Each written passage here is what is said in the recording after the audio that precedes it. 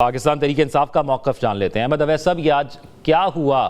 7 بجے کا وقت تھا، ایک طویل فہرست آپ کو دی گئی تھی کہ یہ این او سی ہے، یہ ایس او پیز ہیں، اس کے باوجود وقت پر جلسہ نہ ہو پایا۔ بسم اللہ الرحمن الرحیم۔ دیکھیے، یہ ایس او پیز جس طرح سے بنائی گئی تھی، یہ تو جلسہ نہ کرنے کی تھی۔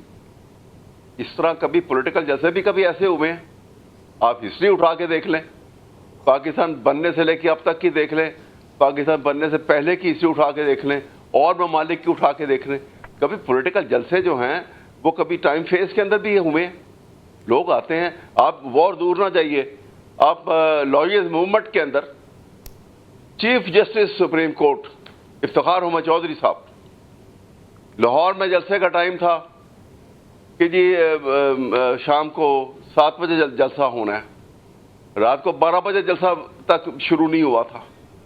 اسی طرح سے ملتان میں جلسہ ہونا تھا، ملتان میں جلسے کا ٹائم تھا کہ وہاں پہ آپ نے پہنچنا، بلکہ اس سے پہلے ساہیوال میں جلسہ ہونا تھا۔ ساہیوال میں ٹائم تھا کہ ہم نے رات کے 10 بجے وہاں پہ جلسہ کرنا ساہیوال کے اندر، اور رات کے 2:30 بجے ہم وہاں پہنچے تھے۔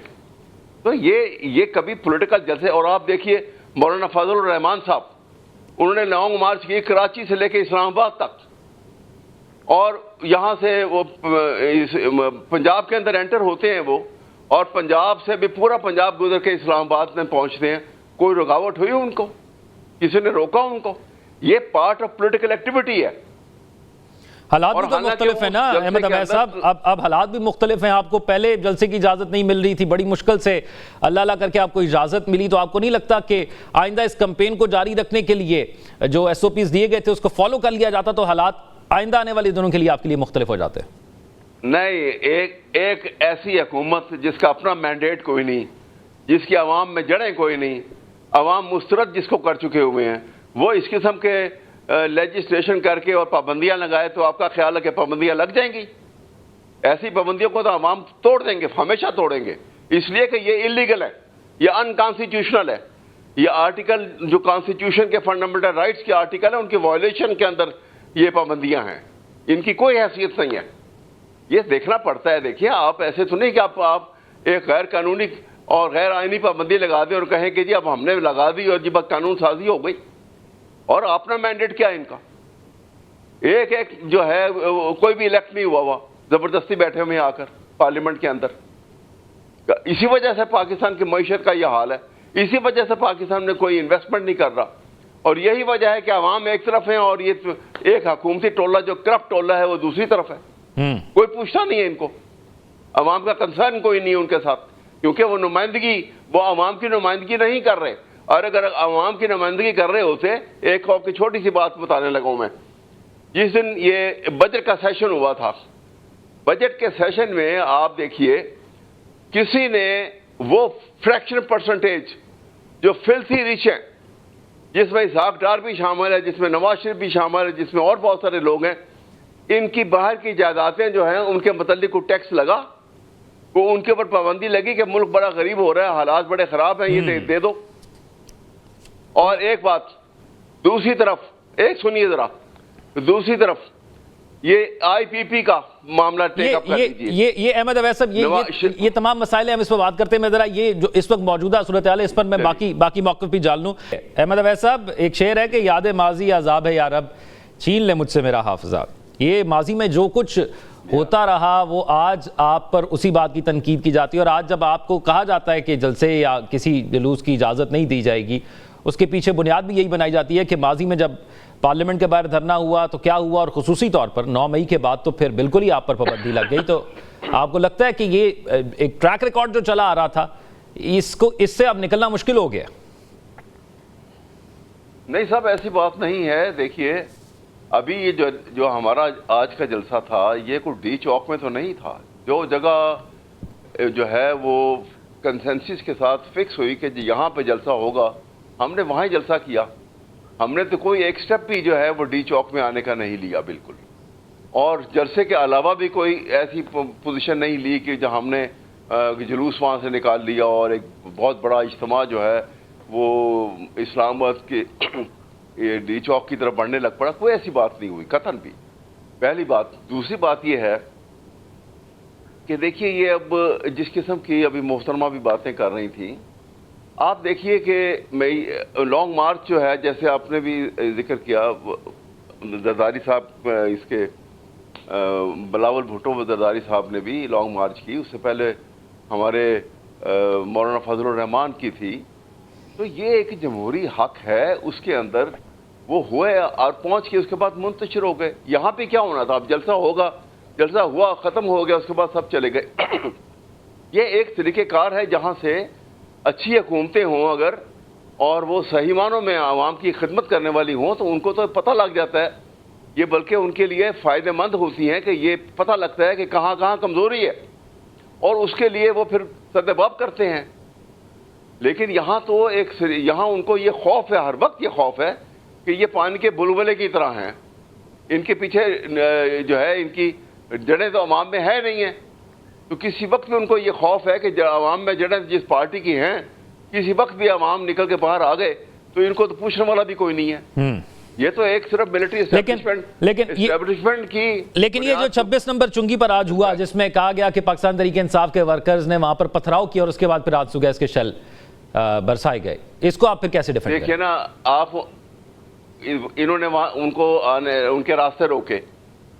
اب دیکھیے نا یہاں پہ جب آپ دانستہ طور پہ ایک اتنا بڑا اجتماع آ رہا ہے، آپ ان کے راستے روکیں گے تو پھر ایسی حرکتیں تو ہوں گی وہاں پر.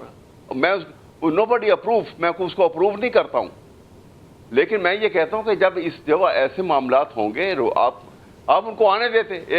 ایک جذبے کے ساتھ ایک جلوس آ رہا ہوتا ہے، اس کے راستے میں کوئی رکاوٹ کبھی نہیں ڈالی نہیں جاتی، اور وہ آتے ہیں اور چلے جاتے ہیں. اور باقی ابھی دوسری بات ابھی یہ کہنی تھی کہ جی ان کی یہ عمران خان نے بڑی جو ہے اکانومی تباہ کر دی اور اس کے ہم بھگت رہے ہیں بیٹھے ہوئے. تو 2021 کا میں صرف ایک واقعہ بتا دوں کہ 2021 میں پاکستان کے فارن ایکسچینج ریزروز 28 بلین تھے، جو سب سے ایور ہائیسٹ ہے پاکستان کی ہسٹری کے اندر. پاکستان کی فارن ایکسچینج ایکسپورٹ جو تھیں 37 بلین کی تھی، پاکستان کی ہسٹری میں سب سے زیادہ تھی. اور وہ کووڈ کی وجہ سے سب کو پیسے جو غریب لوگ تھے جو اس وقت کام نہیں کر سکتے تھے، ان کو باقاعدہ طور کے اوپر ان کو ایک کمپنسیشن الاؤنسز وغیرہ کا جو انعقاد کیا گیا. اور اس کے مقابلے میں دیکھیے پی ڈی ایم کی حکومت بنتی ہے، شہباز شریف صاحب بھی دیکھا دیکھی انہوں نے بھی آٹا بانٹا، اور انہی کے ساتھ انہی کے ex prime minister Shahid Khaqan Abbasi اسی وقت آٹا بانٹا ہے، اور وہ اگلے دن ٹی وی پہ آ کے کہا کہ آپ کو معلوم ہے کہ اس آٹا بانٹنے میں شہباز شریف صاحب نے 20 بلین کا گھپلا کر گئے ہیں.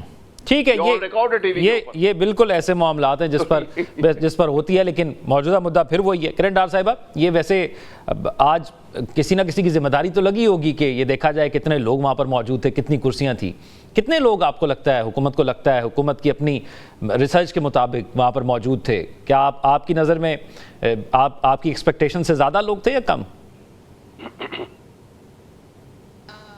KPK سے لوگ آ رہے تھے، آج اتوار بھی تھا، پھر حکومت ان کی ہے تو وہاں سے لوگ لے کر آئے. میں نے تو کاؤنٹنگ نہیں کی، میرے خیال سے آپ، کیونکہ دیکھیں میں ہوں مسلم لیگ سے، اور میری کاؤنٹنگ ہوگی تو آپ اس کاؤنٹنگ میں کچھ نہ کچھ ایڈ کر دیں گے تو بہتر ہے. میرے خیال سے آپ کی کیمرے کی آنکھ جو ہے وہ مجھ سے زیادہ اچھی طریقے سے بتا سکتی ہے کہ کتنے لوگ تھے. نہیں، وہ دن پورا پریس کانفرنسز ہوئی نا، اس میں کہا گیا کہ ڈرون کی فوٹیجز آنی چاہیے، اور پھر دن پورا جو ہے جو دن کی تعداد تھی اس کو گن کر بتایا گیا وفاقی وزراء کی جانب سے کہ لوگ تو بہت کم ہیں. شام کا انتظار تو حکومت نے بھی نہیں کیا. مجھے یہ نہیں سمجھ آ رہی کہ پریس کانفرنسز کو کیوں اتنا کہا جا رہا ہے کہ جی اتوار کے دن پریس کانفرنس. مجھے بتا دیں جو پولیٹیکل انسان ہیں، پولیٹیکل لوگ ہیں، حکومت ہے، حکومت کا تو کوئی اتوار نہیں ہوتی، حکومت کی تو کوئی پیر نہیں ہوتی، کوئی جمعہ نہیں ہوتا حکومت کا. حکومت تو ہر وقت کام کر رہی ہوتی ہے. تو پھر میرے لوگوں نے، مسلم لیگ نون نے اگر پریس کانفرنس کر کے بتا دی ہے کہ کتنے لوگ ہیں، تو میرے خیال سے وہ آپ کو کیمرے کی آنکھ اگر اس چیز کو ڈینائی کر رہی ہے تو آپ اپنی کیمرے کی آنکھ سے بتا سکتے ہیں. ویسے ہم یقینی طور پر ضرور دکھاتے، لیکن وہاں پر ایک مسئلہ یہ بھی آتا رہا ہے کہ وہاں پر انٹرنیٹ کی بندش اس قدر تھی کہ ہمارے تو اپنے رابطے وہاں پر ہونا جو ہے وہ مشکل ہو رہے تھے. چلے بات آپ کی بات مان لی. آپ نے سیو تو کیا ہوگا نا، آپ کے کیمرے سے آن تھے نا، آپ کے فون کے کیمرے آن تھے, آپ کے دوسرے کیمرے آن تھے. ابھی اس وقت تو بندش ختم ہو گئی ہے, وہ موو کرتے وہاں سے اور اس کو آنر کریں جو بھی لوگ تھے وہاں پہ, جتنے بھی لوگ تھے. پھر کاؤنٹنگ آپ بھی کر لیں, میں بھی کر لوں, پھر دیکھ لیں گے ہم دیکھ لیں گے کہ کتنے لوگ. چلیں ایک بریک کی طرف جانا ہے, لیکن بریک کے بعد واپس آئیں گے. تو جو تقاریر وہاں پر کی جا رہی ہیں, کیونکہ جس قسم کا ماحول تقاریر کے اندر میں وہاں پر دیکھ پا رہا ہوں یا ہم وہاں پر رپورٹ ہو رہا ہے, اس سے تو لگتا ہے کہ پاکستان تحریک انصاف ریاست کے مد مقابل کھڑے ہونے کو ایک بار پھر سے ہمیں نظر آ رہی ہے. اس قسم کی تقاریر سے ہم ایک ٹیبل پر تو اپوزیشن اور حکومت کو نہیں دیکھ پائیں گے, لیکن پاکستان تحریک انصاف ان تقاریر سے کیا حاصل کرے گی